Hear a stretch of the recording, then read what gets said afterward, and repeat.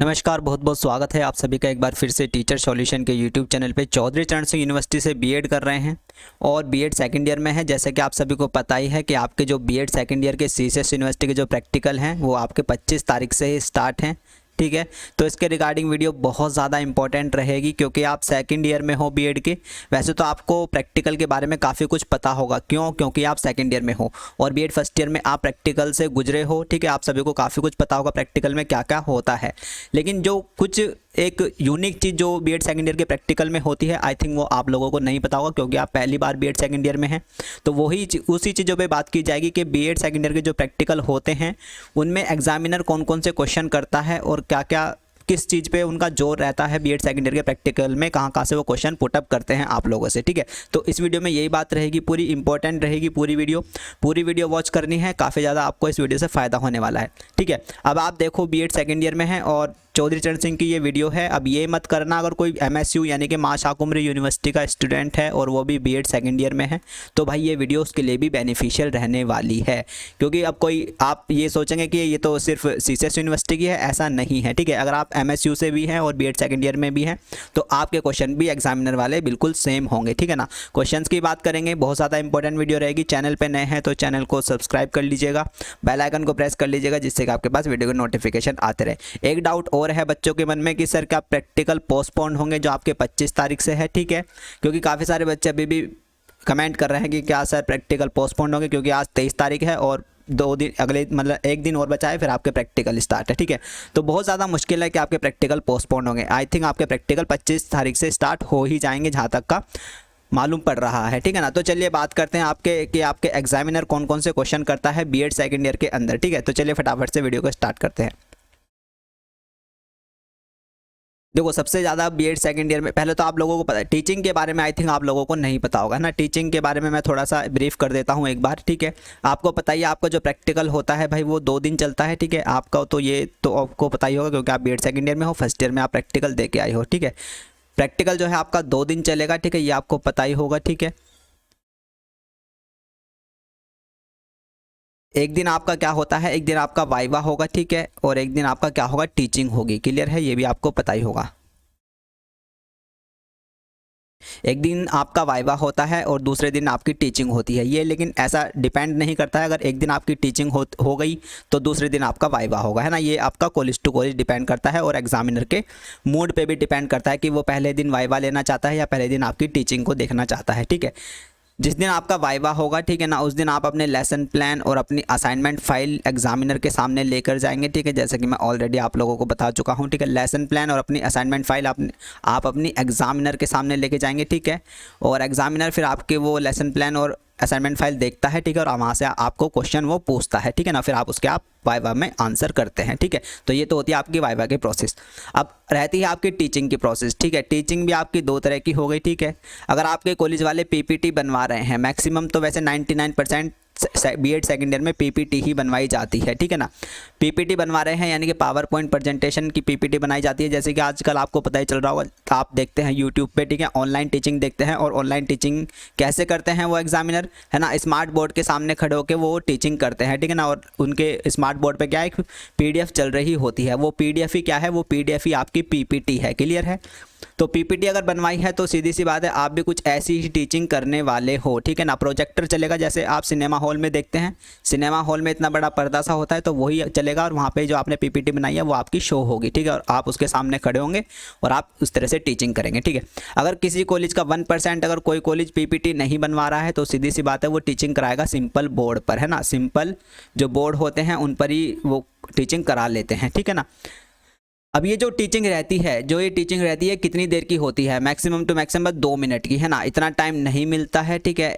2 minute से ज़्यादा आपको नहीं दे जाते हैं, 2 मिनट में ही वो आपको कह देते हैं कि चलो ठीक है हो गया, है ना। एक बच्चे पर सिर्फ मैक्सिमम 2 से 3 मिनट ही एक एग्जामिनर देता है। शुरू में क्या होता है कि जैसे स्टार्टिंग में जैसे टीचिंग स्टार्ट होती है ना, तो शुरू में जो बच्चे आएंगे, है ना, स्टार्टिंग में जिन बच्चों का नंबर होगा उन पे थोड़ी टाइम लग जाता है, उन पे 5-5 मिनट लगा देते हैं एग्जामिनर, क्योंकि नए नए होते हैं, फ्रेश होते हैं। तो स्टार्टिंग में क्या देखा जाता है कि एग्जामिनर बहुत ज़्यादा टाइम दे देते हैं, 5-5 मिनट लगा देते हैं और उससे क्या होता है कि काफ़ी ज़्यादा टाइम हो जाता है और बच्चों की संख्या, नंबर ऑफ़ स्टूडेंट काफ़ी बच जाते हैं। और जब उनको लगता है कि दिन कंप्लीट होने वाला है और नंबर ऑफ स्टूडेंट काफ़ी सारे हैं, फिर क्या करते हैं वो 1-1 2-2 मिनट की टीचिंग करा के फटाफट पूरा कर देते हैं, क्योंकि उनको भी घर जाना होता है। क्लियर है? तो ये सारी चीज़ें आपकी टीचिंग के अंदर होती हैं। वाइवा में या तो आपको सिंगल बुला लेगा या फिर वो आपको ग्रुप में बुला लेते हैं, है ना, नंबर ऑफ़ स्टूडेंट को देखते हुए। अगर वो एग्जामिनर के मूड पे डिपेंड करेगा, वो आपको सिंगल वाइवा लेना चाहता है या फिर आपको ग्रुप में बुला के वो वाइवा ले सकते हैं, है ना, ये भी आपके एग्जामिनर के मूड पे डिपेंड करता है। कोई कॉलेज ऐसे भी होते हैं, कहीं ये भी देखा गया है कि टीचिंग और वाइवा एक दिन ही हो जाता है, और कहीं ये भी देखा गया है कि फॉर्मेलिटी सिर्फ होती है। ठीक है ना, तो ये सारी चीज़ें आपको पता होनी चाहिए। अब एक चीज़ बहुत ज़्यादा ध्यान से सुनना वाइवा की, है ना, वाइवा की ये चीज़ आपको बहुत ज़्यादा ध्यान रखनी है सभी स्टूडेंट को। ठीक है, देखो अगर किसी का वाइवा बेकार होता है, ठीक है, अगर किसी का वाइवा बेकार होता है, ठीक है, तो भाई उसे परेशान होने की ज़रूरत नहीं है बिल्कुल भी। ठीक है ना, और अगर किसी का वाइवा अच्छा होता है, ठीक है, तो उसे ज़्यादा खुश होने की ज़रूरत नहीं है। क्लियर है? अगर किसी का वाइवा बेकार होता है तो उसे बिल्कुल भी परेशान होने की ज़रूरत नहीं है, और किसी का वाइवा अच्छा होता है तो उसे बिल्कुल भी ज़्यादा खुश होने की ज़रूरत नहीं है, क्योंकि वाइवा के बाद जो आपको नंबर दिए जाएंगे वो सबको सेम मिलते हैं मैक्सिमम, है ना। वाइवा के बाद जो नंबर मिलेंगे वो सभी को आपको सेम दिए जाएंगे, आगे पीछे बस सिर्फ 1-2 नंबर का ही फ़र्क होगा, ज़्यादा नहीं होगा। क्लियर है? तो क्योंकि मैंने देखा था कि लास्ट ईयर हमारे जो सेकेंड ईयर का प्रैक्टिकल था, काफ़ी कुछ बच्चों के वाइवा बहुत ज़्यादा बेकार हुए थे। ठीक है ना, मतलब उनकी बिल्कुल रो गए थे वो कुछ लड़कियां थी जो बिल्कुल रो गई थी, बिल्कुल, है ना, बिल्कुल ऐसे, बिल्कुल एग्जामिनर ने उनको रुला दिया था बढ़िया करके, और वो कह रही थी कि मेरा वाइवा बहुत ज़्यादा बेकार हुआ, ये हुआ। मैंने कहा टेंशन मत लो, कोई दिक्कत नहीं, सबको सेम नंबर ही मिलने वाले हैं, और नंबर वहाँ हैंड टू हैंड नहीं मिलते हैं। पहली बात तो नंबर हैंड टू हैंड नहीं मिलते हैं, क्योंकि आप लोगों की टेंडेंसी क्या होती है वहाँ पे, जो एग्जामिनर के पास लिस्ट होती है, ठीक है ना, आप क्या करते हो, वाइवा, जैसे आप वाइवा दे रहे हो, ठीक है ना, आपने वाइवा दिया और जैसे ही आप वहाँ से उठ के चले और उसने उस शीट पे कुछ लिखा आपके नाम के आगे, तो आप देखने की कोशिश करते हो इस शीट में कि क्या उसने क्या लिखा है। आपको लगता है कि वो यहाँ पे नंबर दे रहा है, नहीं, आपको लगता है कि उस शीट में उसने नंबर दिए हैं, काश मैं नंबर देख लूँ, ऐसा नहीं है। ठीक है, पहली बात तो वो नंबर नहीं लिखता उसमें, वो उसमें प्लस या 1, वो ट्रिपल प्लस या डबल प्लस ऐसा कुछ उसमें लिखता है। क्लियर है? तो ये सारी चीज़ें वो लिखता है, तो इसमें ज़्यादा परेशान होने की ज़रूरत नहीं है। नंबर आपको बाद में दिए जाते हैं, जब आप घर चले जाते हो आराम से। सभी को कॉलेज वाले कहते हैं कि भाई सबको बराबर दे दो, तो सबको बराबर दे जाते हो। अगर बेकार है वाइवा हुआ है को तब भी टेंशन नहीं लेनी है, ज़्यादा अच्छा है तब भी टेंशन नहीं लेनी है। मैं जो एग्जाम्पल बता रहा हूँ, जो लड़की रोई थी भाई, उसका मतलब वाइवा इतना बेकार हुआ था और नंबर उसके एकदम सुपर आए थे। ठीक है, उसके नंबर सुपर आए थे, ठीक है, वाइवा में भी, और टोटल मतलब उसकी 80% बनी है बीएड में, है ना। तो आप देख लो, मतलब वाइवा उसका बहुत ज़्यादा बेकार हुआ था और टोटल उसकी फिर भी 80% बनी है, कितनी अच्छी बात है ना। तो ज़्यादा खुश नहीं होना है, अगर वाइवा अच्छा हुआ है और बेकार हुआ है तब भी ज़्यादा दुख नहीं करना है। क्लियर है? ये सारी चीज़ें आपको पता होनी चाहिए। चलिए अब बात करते हैं भाई सबसे मोस्ट इंपोर्टेंट टॉपिक की। बीएड सेकेंड ईयर के प्रैक्टिकल में जो पूछा जाता है वो कौन सा है, ठीक है ना, वो है आपका स्काउट गाइड।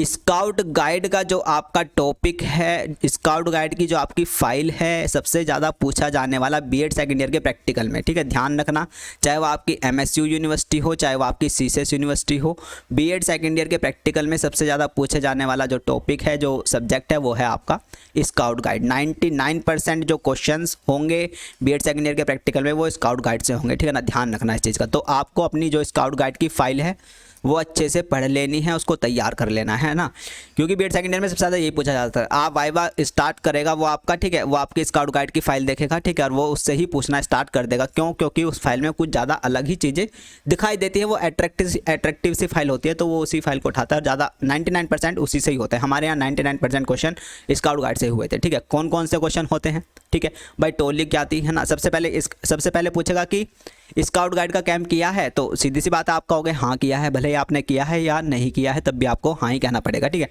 अच्छा, स्काउट गाइड का कैंप किया है, आप कहेंगे हाँ बिल्कुल किया है। ठीक है, चलिए मेंटर का नाम बताइए, यानी कि जो आपके मेंटर थे, है ना, यानी कि जो जिन्होंने आपको स्काउट गाइड कैंप कराया है उनका नाम बताइए। ठीक है ना, पहली बात तो आपको उनका नाम पता होना चाहिए, जो भी आपके यहाँ स्काउट गाइड कराने के लिए आए थे। ठीक है, जो भी सर मैडम जो भी आपके यहाँ आए होंगे, क्लियर है, उनका नाम आपको पता होना चाहिए।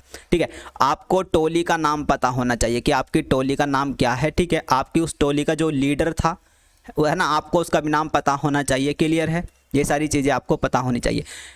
स्काउट गाइड में आपने क्या किया है वो भी आपको पता होना चाहिए, कि सर टेंट लगाया था, है ना, रंगोली बनाई थी, है ना, ये सारे हमने टीम वर्क किया था। ठीक है ना, ये सारी स्काउट गाइड कैंप क्यों लगाते हैं, ठीक है ना, स्काउट गाइड का क्या काम होता है, स्काउट गाइड का जो गाना है, जो सॉन्ग है, ठीक है, वो क्या है, वो किसने लिखा है, ठीक है ना, ये सारी चीज़ें स्काउट गाइड के आपको 100% पूछी जाएंगी। तो एक बीएड सेकेंड ईयर के स्टूडेंट को वाइवा के लिए स्काउट गाइड की जो आपकी पूरी फाइल है उसको तैयार कर लेना है। वो जो सॉन्ग है वो भी आपको आना चाहिए।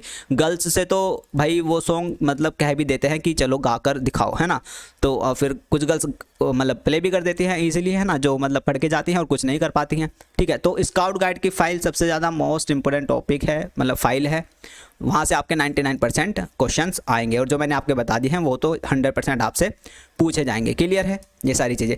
वो जो आपकी गांठें होती हैं ना, गांठें होती है लगाने वाली, है ना, जो स्काउट गाइड में सिखाई जाती है, वो भी कभी कभी पूछ लेता है कि कितनी गांठें सीखी हैं, कौन कौन सी हैं, क्या क्या उनके नाम होते हैं ना, ये सारी चीज़ें आपको पता होनी चाहिए।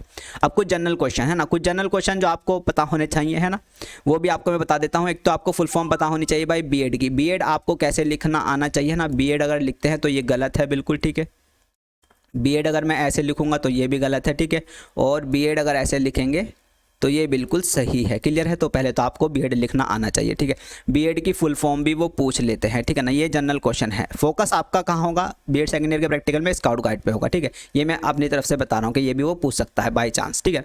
बीएड फुल फॉर्म आपको पता होनी चाहिए, ठीक है। और एक हाँ मोस्ट इंपॉर्टेंट क्वेश्चन ये है, चलो अभी और भी देख लो, है ना, और आपको पता होने चाहिए फाइल का नेम।